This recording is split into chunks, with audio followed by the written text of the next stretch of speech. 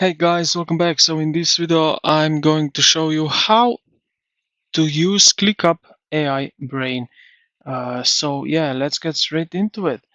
So this is divided into three functional tools. You do not need to configure them separately. They work together automatically. So you can answer questions about your company task, docs, and connected apps, summarize long comment threads, updates project status, and build Substacks checklist. Generate emails, blogs, and project briefs in a specific tone or language. Now, you do not need to click through menus to find this ClickUp Brain. Use these three quick entry points, which I will going to tell you now. So the first one is basically the shortcut on your keyboard.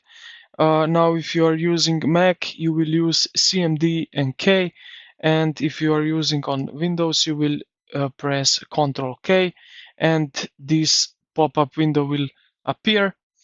Now, right here, you can, for example, ask a question. Let's say this one: what are my highest priority tasks for this week? And as you can see, no exact match found, but here's a relevant answer from. And now it's searching on workspace. This is the first option that we can use. Now the second one, we have this brain icon on your left hand or top navigation menu here.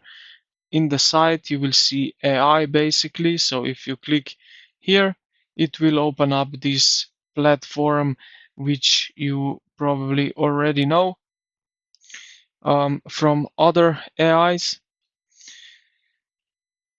Now the third thing is we can type something like that, for example. So we have /AI. Anywhere you can type text inside a task, description, talk, or comment to trigger the AI writer. So yeah, this is option that you can do. So let's try it here. And yeah, as you can see here, I'm clicking anywhere like so, and now follow-ups. We can go with some suggestion that he gave us. And yeah, this is pretty much it, how you can use ClickUp AI Brain. So I hope this video helped you out. If you did, consider to like the video and subscribe to the channel. Thank you for watching, and I will see you in the